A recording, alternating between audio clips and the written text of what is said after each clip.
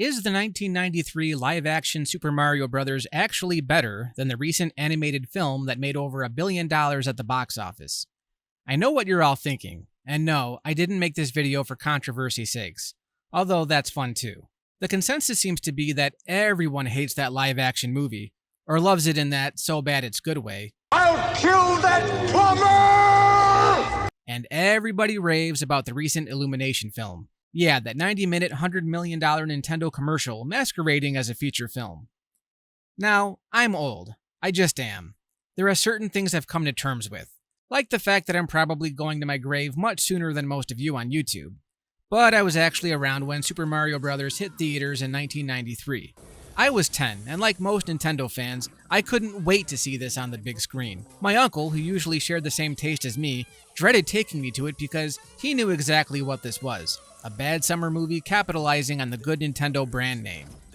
I know this movie had a notoriously rough production with John Leguizamo and Bob Hoskins both shrugging it off as a low point in their careers. I play Mario. I used to do Shakespeare and wear tights, but now I'm playing this little character that bounces up and down in a game. And yes, even when I saw those first trailers, I knew this bared little resemblance to the source material. This was a time when everything was getting the live-action treatment, very much how a lot of 2D video games would later transition to 3D.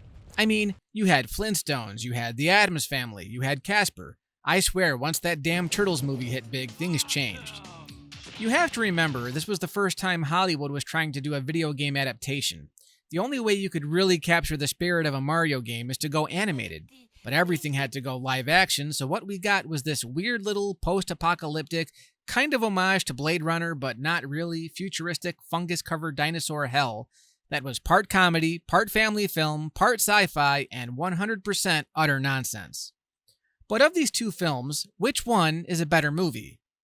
Let me rephrase. Which one makes for a better movie? That is, which one qualifies more as a film? I'm talking about something that has a plot, with actual characters, a storyline with a beginning, middle, and end, sort of, where the characters actually have a definable goal and plot motivations. Well, technically, both of these movies have that, but which is better? I know what you're all going to say, but I have a controversial opinion that needs to be heard. And keep in mind, I know which one of these is more faithful to the video game. Obviously, the live-action film.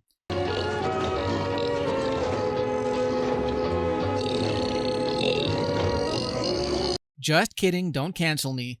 No, obviously the Illumination film is much closer to the source material. I mean, hell, 80% of the movie, I swear, just captured actual gameplay footage and slapped on some voiceovers because, well, this is a movie after all.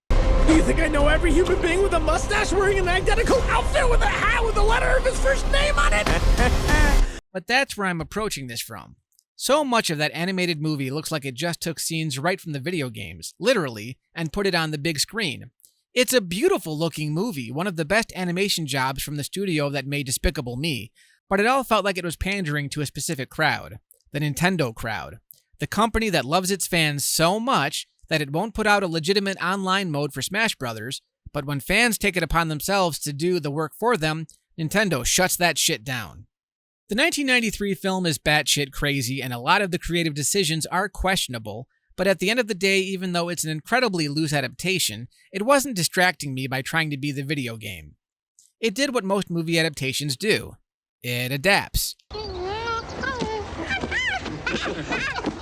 Monkey! It takes some recognizable things from the game, like the idea of magic fungus, bombs, a fantasy prehistoric themed world, a lizard king, a big black woman wearing funky red S&M armor.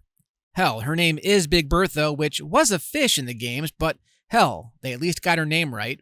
It even has Goombas. Goomba! Yeah. Walk tall! Be proud! Go Goomba! And a few of the Koopa kids. Look, that's Iggy right there. Spitting image, right? I know it's mostly in-name only, but the fact that most of the things in this movie are such a departure from the games, I wasn't constantly being reminded of the games. Sure, I was a little disappointed when we meet Toad, and we realize they turned him into this kind of hippy-dippy harmonica player. Did the filmmakers ever play any Mario game? But let's get back to the 2023 film. Illumination went out of its way to remind us that this was a Mario movie. And for what? In a movie like the 1993 film, it's such a departure from the game that it has to throw in recognizable names so we know what the movie was referencing. But in the animated film, from the opening shot, it already looks like a Mario film. We saw that in the trailers. So why do we actually need a scene of Mario running through a typical 2D Mario stage, referencing everything the player would normally see in a video game that is on par graphically? That was the other thing I wanted to bring up. Today, there's very little point in adapting games as films because anything a movie can do, a game can just do better.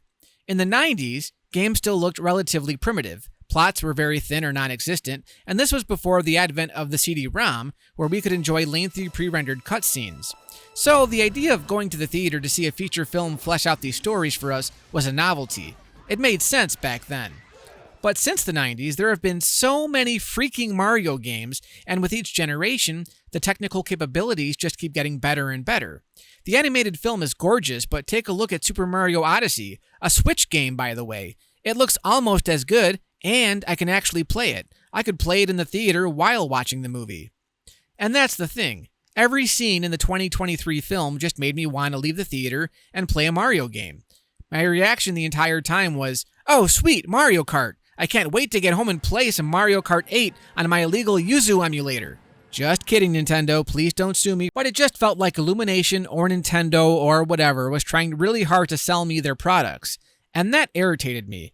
It irritated me more than the Mario Luigi Mario scene from the 93 film. Okay, look, how many Marios are there between the two of you? It's three. It's Mario and Luigi Mario. You see, and I'm no studio exec, so bear with me, but a commercial and a movie are two very different things. In the 90s, you had a big summer movie like Terminator 2. Remember Terminator 2? Sure you do. Even if you weren't alive when the movie came out, you know this movie. But in order to sell that movie, merchandising companies put out comic books, video games, novelizations, action figures, Happy Meal toys, PJs. All these things were put out there to get people excited for the movie. The movie was the big event. It wasn't designed to sell merchandise. That's what 15 or 30-second TV spots are designed for. Today, you take a company, like, let's use Disney for example. First of all, Disney is not a movie studio. As far as I know, they've never really been exclusively in the movie business.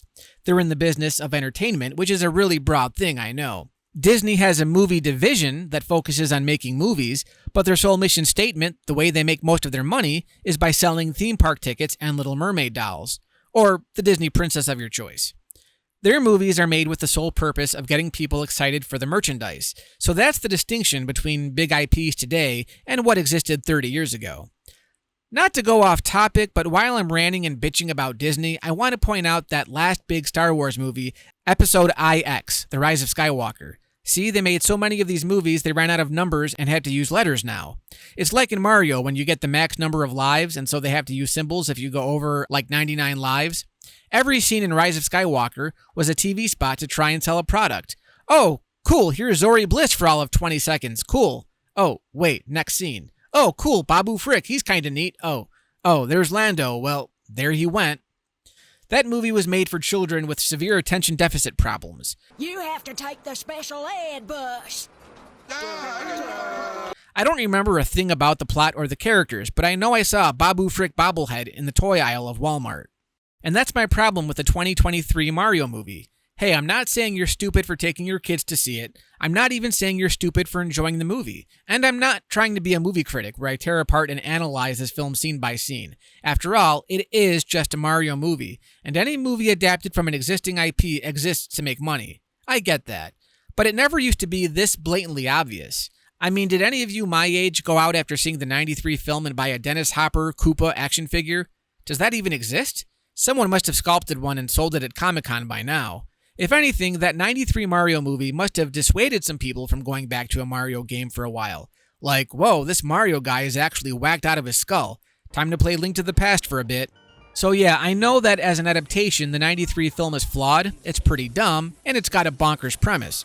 That could be because there were like a trillion writers and directors, or it could be that they were trying to squeeze in video game logic into a live-action movie. Almost like they were trying to make a live-action cartoon, and at the time, it probably didn't please anybody. It's a time capsule movie. It's something that people have been able to reflect on over the years.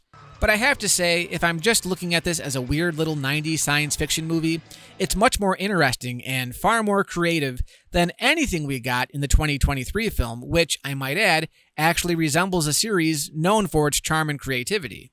So I have to give it to the 93 live-action schlockfest that is Super Mario Bros. In terms of what I define as a movie, it's a movie. It's not trying to sell me a product. If it is, it's not doing a very good job. It's just trying to tell a story that is based on something I kind of recognize.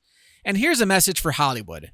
I don't know if you're in trouble or not. It's all over YouTube how the film industry is in dire straits and how movie theaters are in danger of becoming extinct like the Roman Colosseums. I'm not a Hollywood insider. I don't know. If a movie makes $300 million, is that a flop or is it just considered a disappointment that it didn't break $1 billion? If that's the case, I don't know why you would keep trying to reach that bar. As of the time I'm writing this video, there are only 53 movies that have achieved that. 53 movies out of, 970 trillion movies? It doesn't make sense to me. But then again, I only have 12 subscribers, so what do I know? Just like spending $100 million on a 90-minute Nintendo commercial makes zero sense to me. If you want to sell Nintendo games, wouldn't it be far cheaper and more efficient to make a bunch of TV spots? And I know, in this day and age, TV commercials seem antiquated since everyone gets their entertainment through streaming. But people still watch YouTube, and you know what YouTube has? Ads. Tons of them. Even if people are using ad blockers, once in a while they do run into an ad for something. And a ton of streaming services use ads too. Not to mention, people still drive. Billboards are a thing. And so are radio spots. And so are YouTube sponsors. These are all methods for getting your product sold. I mean, for a company like Nintendo, how hard do you really have to try to sell your games to your dedicated fan base? Movies are not commercials. I shouldn't have to pay $45 so my family can sit and watch you sell me your product. And I know you think it's a win that your Mario movie broke $1 billion, but you're not thinking long term. This is not going to work moving forward. If you approach the Zelda movie with this much cynicism, you're going to start losing your audience. You can do almost anything with a Mario movie because the character is so versatile. Every Mario game is a new experience. Your last Mario game has you running around as a big elephant. It's not like a Mario movie has to do much to stray from the original idea, because every game takes it to a different plane. But Zelda has a very rich world that is basically defined by its lore, and that's not something you want to get wrong. And its fans, I feel, are way more hardcore. You have to take this series more seriously, and I don't think you should squander the opportunity by using your next movie to sell Zelda games. You need to actually do your homework, find out what makes a really solid movie, and come up with a story that is worthy of being put into theaters. Your fans deserve that, and believe me, your fans will thank you for that. Well, there you have it, and if you disagree with me, that's fine. Believe me when I say I'm not trying to step on anyone's toes or spur a heated argument for the hell of it. But I do think it's a worthy topic when it comes to video games crossing over into other mediums, because it seems like this is becoming more common, with things like The Last of Us, Twisted Metal, Fallout. You get the picture. I know fans love to criticize when something they love is changed, even minutely, but I think this is an example of how something resembling its source material as closely as the 2024 Mario movie doesn't necessarily make for a great film, at least from a narrative perspective. That's all I've got for today. Thanks for hanging out with me. Bye-bye for now.